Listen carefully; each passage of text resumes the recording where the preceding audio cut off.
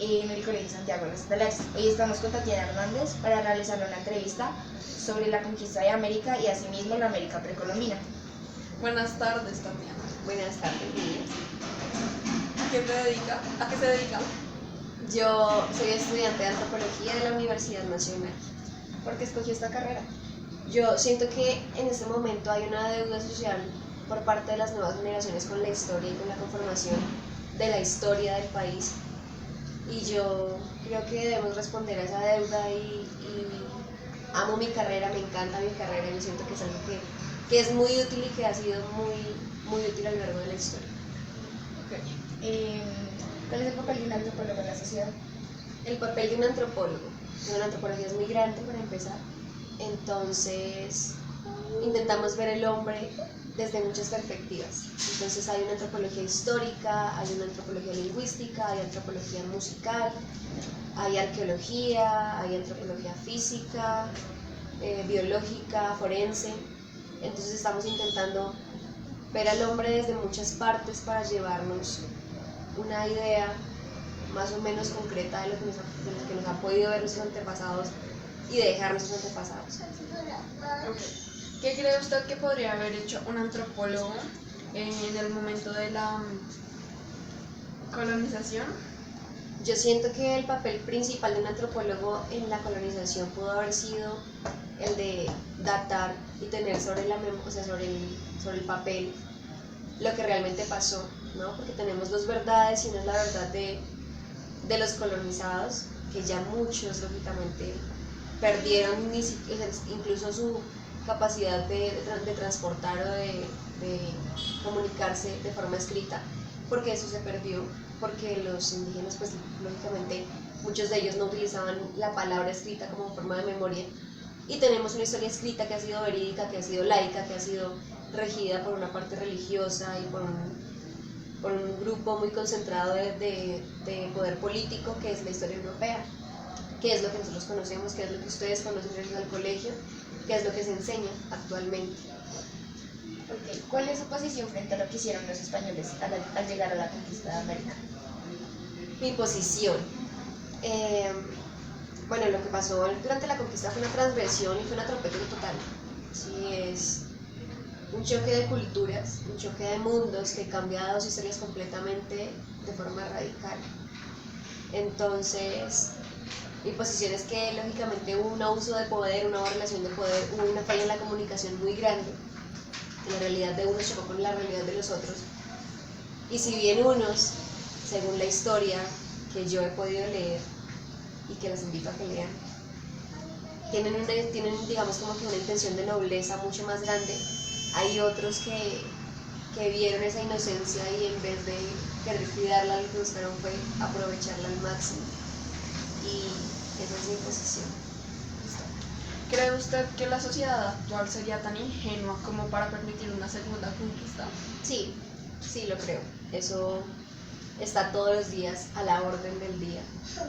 Entonces, yo creo que basta con el hecho de imponer una moda, basta con el hecho de que hagamos challenge todo el tiempo, o bueno, lo hagan algunas personas.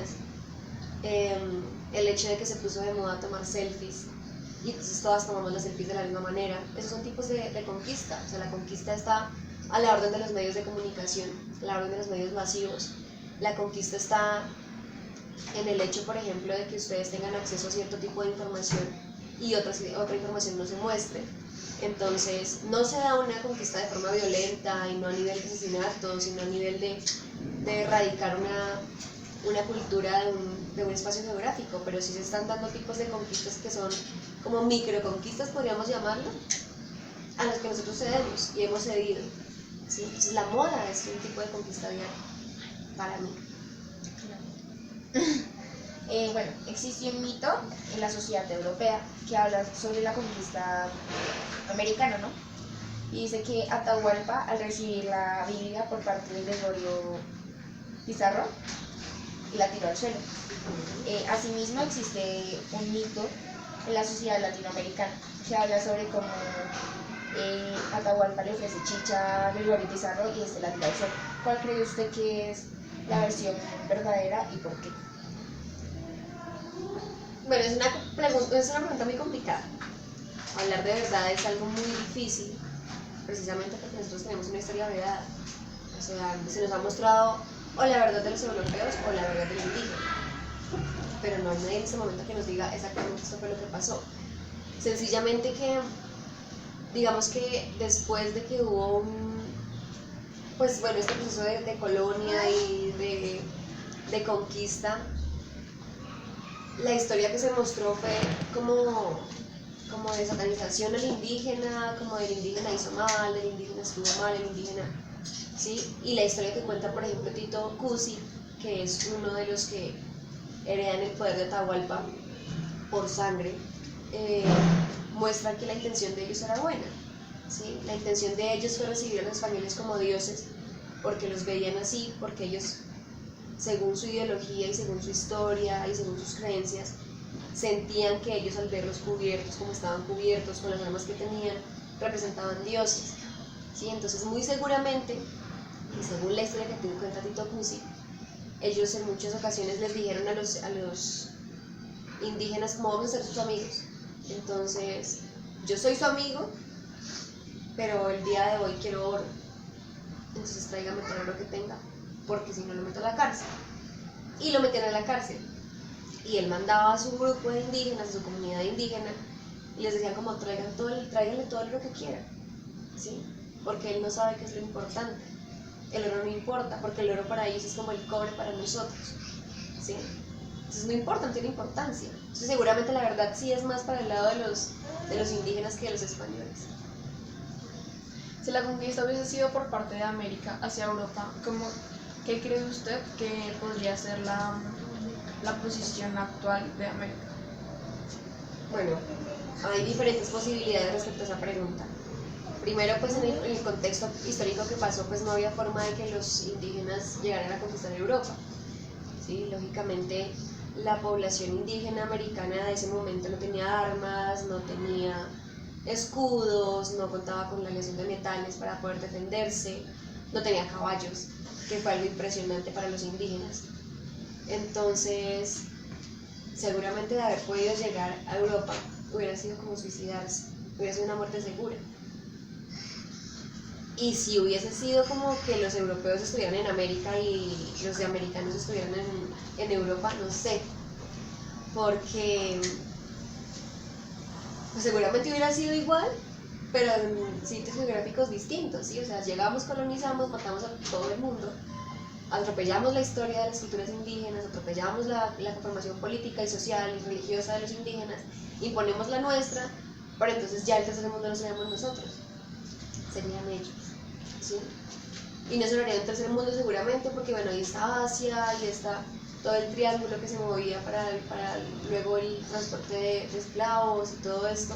Entonces sería un segundo mundo y el de nosotros sería el primero, entonces toda la historia sería la de nosotros. Si nosotros no estaríamos recibiendo historia de ellos, sino nuestra historia se repartiría allá y se impartiría allá. Y muy seguramente todos querrían ser como nosotros. Sí. ¿Cree usted que la historia miente al decir que la llegada de Colón a América fue un accidente? No, seguramente Colón sí tenía toda la intención de llegar a la India, porque ellos necesitaban hacer una ruta de mercado que les permitiera hacer intercambios, que les permitiera hacerse más ricos, que les permitiera aumentar el capital, ¿sí? Y la India tenía un potencial muy grande a nivel económico. Seguramente él llegó acá con toda la inocencia del mundo, entonces no creo que sea una mentira, sencillamente pues que la intención, al ver que te podían, o sea, como que había tierras y nombres, ¿sí? Entonces ya luego empieza como esto de tierras y nombres para hombres y tierras, entonces ahí como que ven la oportunidad no solo de ampliarse como territorio, de ampliarse como corona, de ampliarse como grupo, o sea, social, ellos, sino la oportunidad también de hacerse ricos. Entonces los colonos, o sea, la gente que venía acá a colonizar, por ejemplo, era gente que no tenía tierras allá, ¿sí? Que no tenía posibilidades allá. Entonces llegaban acá, viajaban, bueno, hacían lo posible para poder viajar acá, viajaban y acá podían delimitar su hacienda y su finca como ellos quisieran, porque acá no había nadie que comandara en esa forma. Entonces, sí, seguramente sí lo hice por la forma más inocente, pero digamos que las ansias de poder y la búsqueda por riqueza fue la que cambió toda la intención acá. Bueno, pues creo que eso sería todo por hoy. Pues muchas gracias por darnos tanta información y por permitirnos hacer esta entrevista. De nada, espero que les vaya muy bien.